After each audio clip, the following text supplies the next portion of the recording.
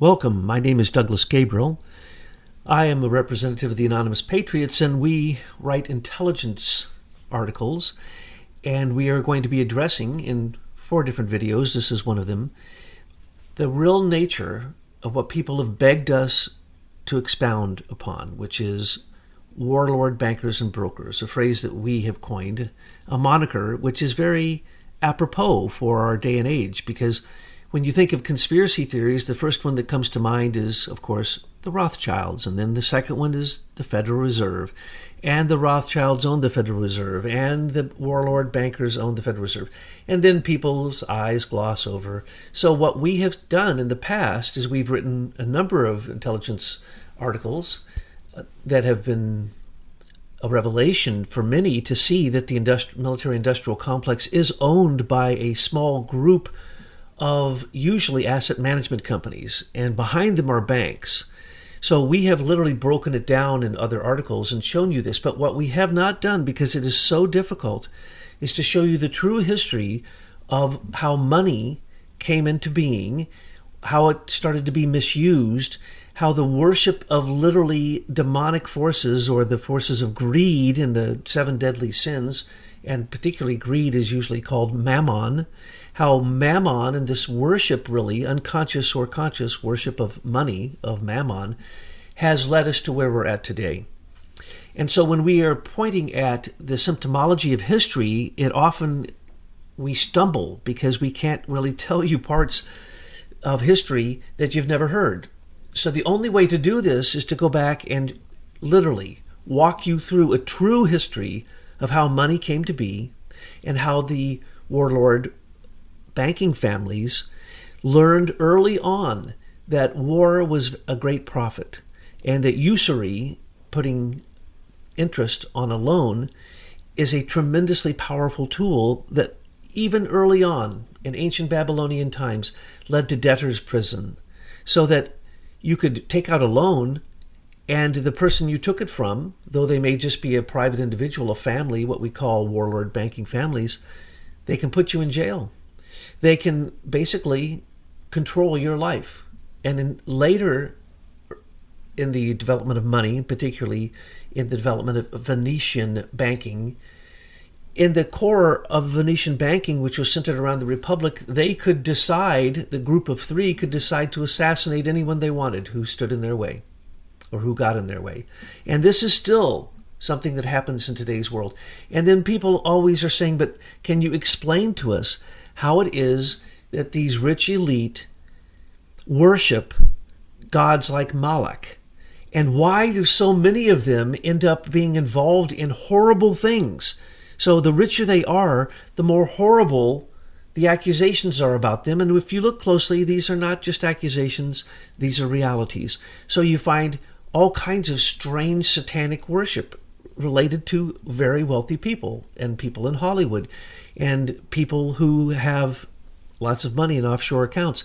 They tend to go psychopathic on us, and then they get involved in Satanism or all kinds of cults or worship of literally the god Moloch, the god who is the Canaanite god who asks for human children to be sacrificed, or pedophilia, or human trafficking, or all of these different bizarre things are actually part and parcel of what you will find in history if you look at the original bankers. Most people have no idea how banks came to be.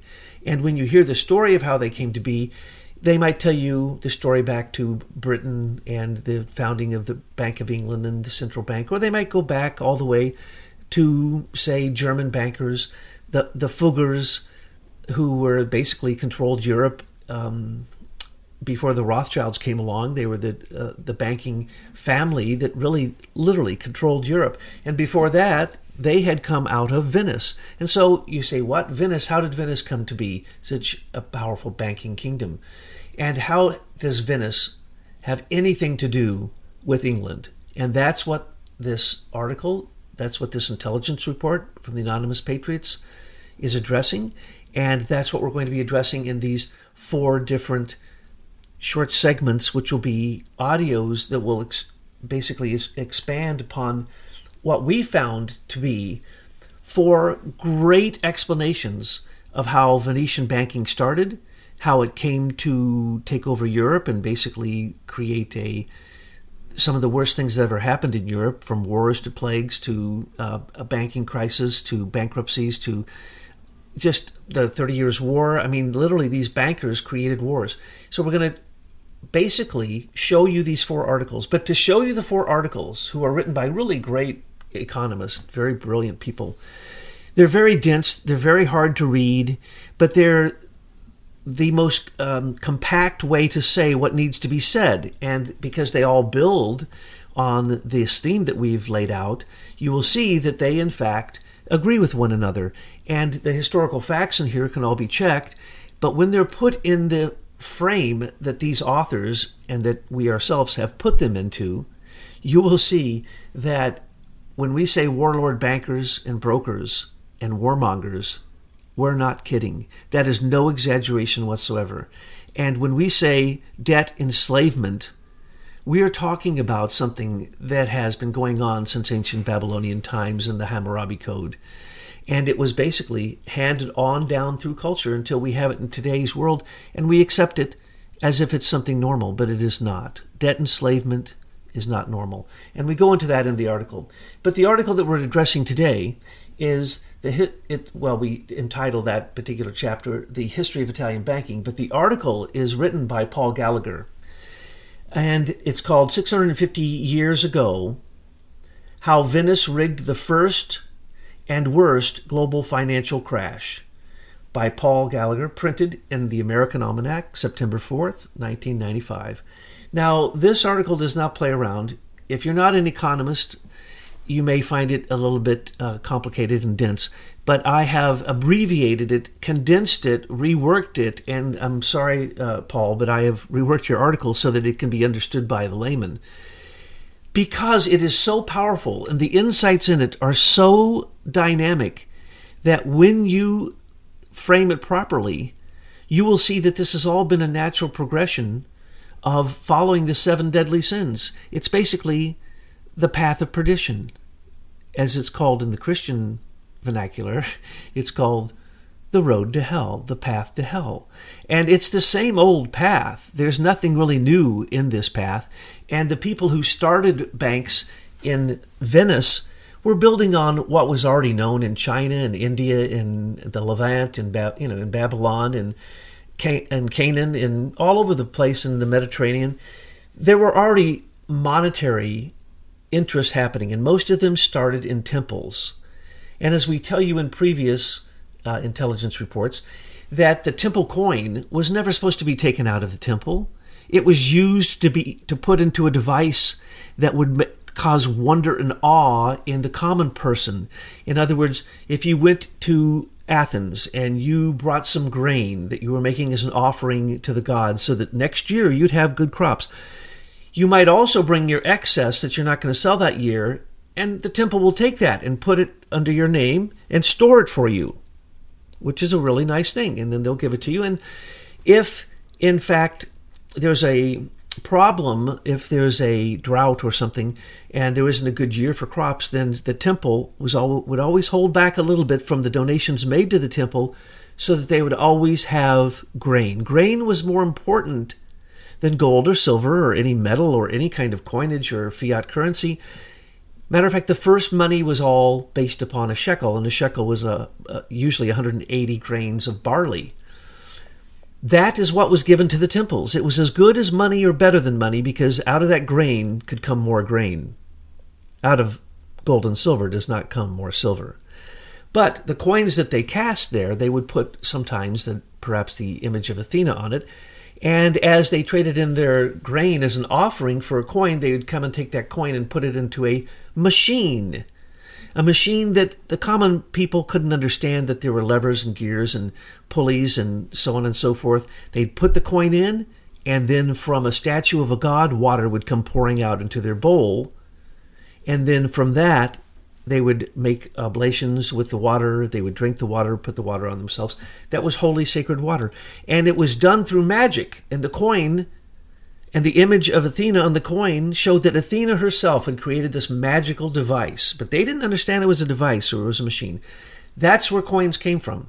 When you have that as a basis and a background, and you realize that from the first, temples, in other words, religions or the cultural mythologies that they believed in, controlled agriculture, it controlled economy, and it minted the first coins. But the first coins were not used in trade.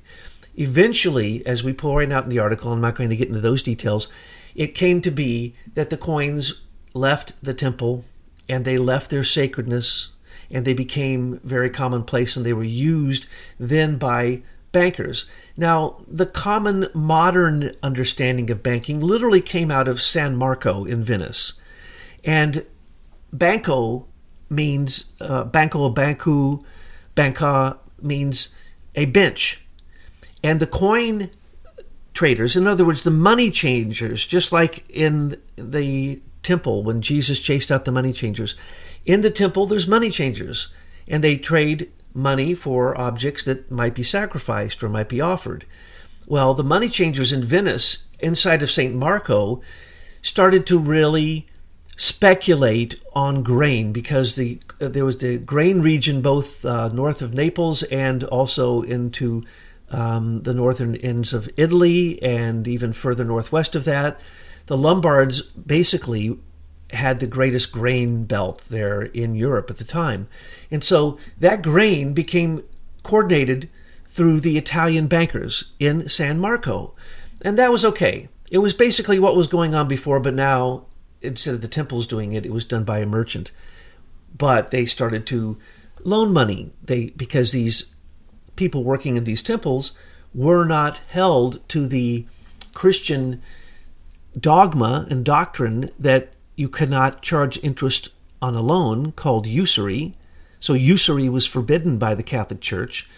These Lombards, these Venetians, these Italians, and some Jews found ways to get around this, and they started charging interest.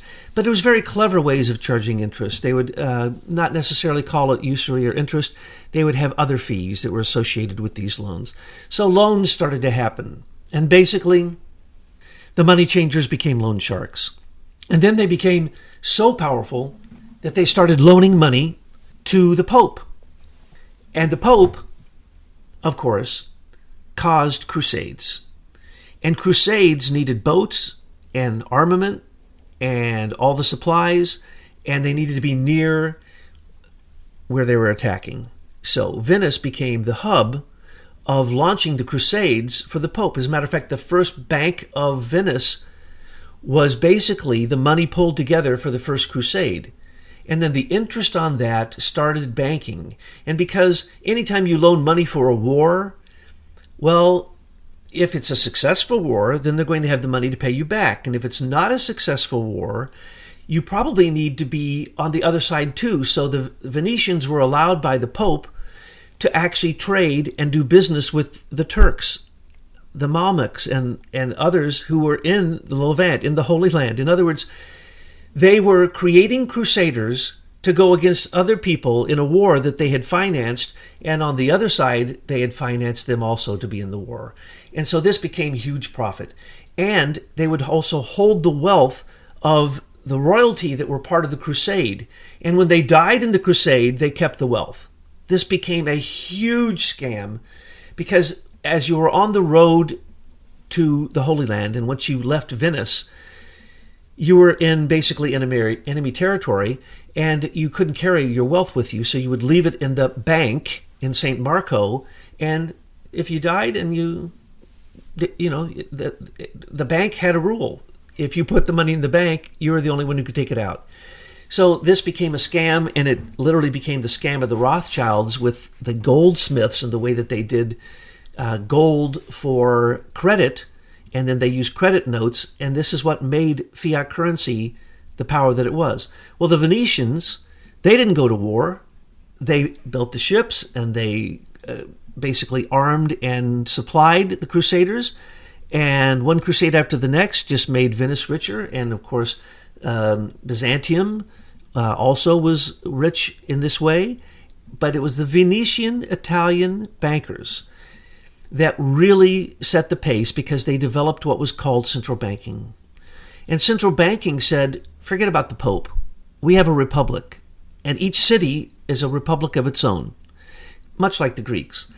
And each city is going to have this committee of oligarchs who are the merchants and the bankers and the people who are the rich elite.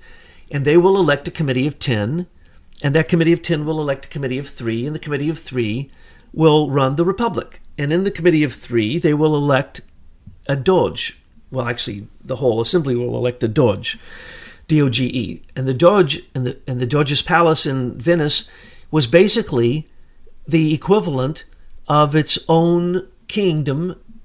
They called it a republic, and they were separate from the Pope. And they basically were the first people to have usury, have interest rates on loans. And they became so powerful and became such a incredible sea merchant force and military force that nothing could stop the Venetian bankers. And they became just a few families, and it's all in the report here that we're talking about, this 650 years ago, how Venice rigged the first and worst global financial crash.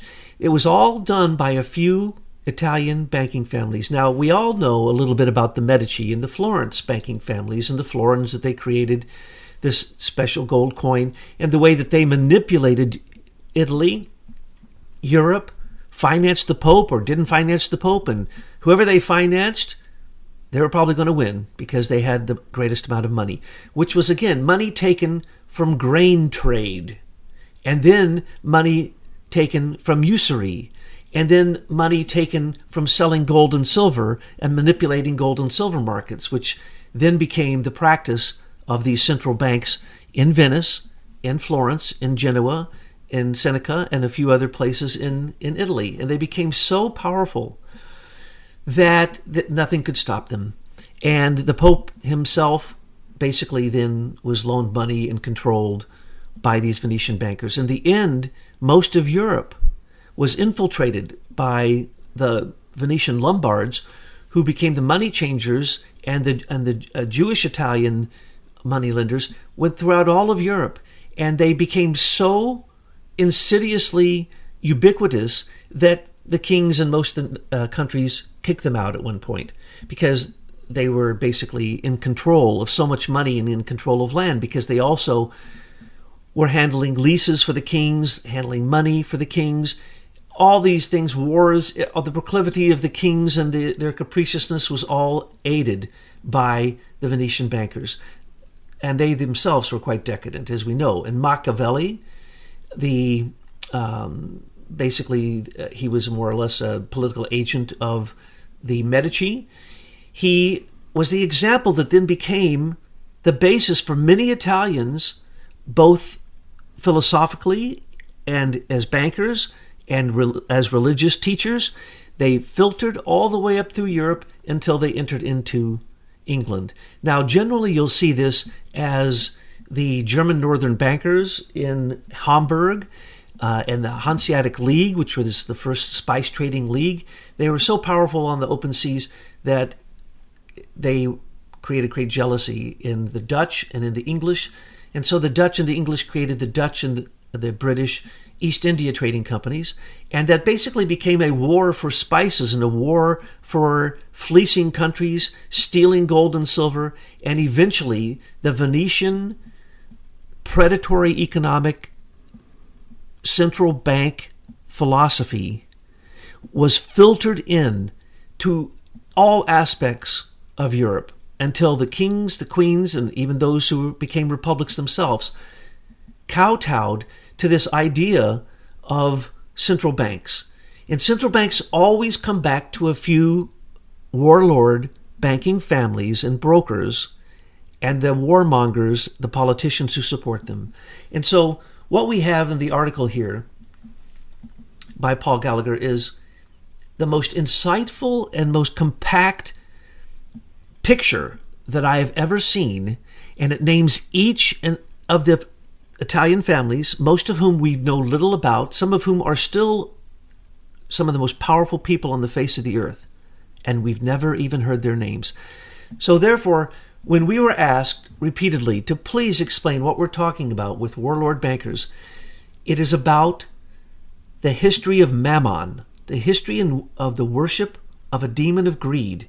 And these banking families, particularly the Venetian ones, and then the ones that spread throughout Europe and Germany and Holland and England, which then came and started the U.S. Federal Reserve here in America, and basically, yes, subsequently owns the controlling shares in the U.S. Federal Reserve.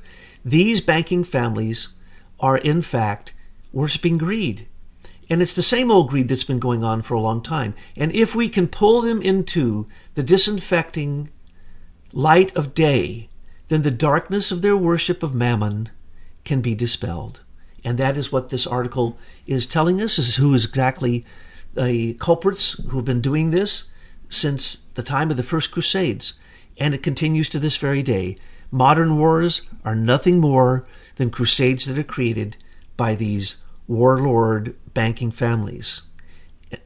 And so we want to thank Mr. Gallagher, and we want to be aware that if we can separate out these warlord banking families from the U.S. Federal Reserve, then we will know that the U.S. Federal Reserve is owned by a private corporation, and it can go bankrupt by simply us not paying them.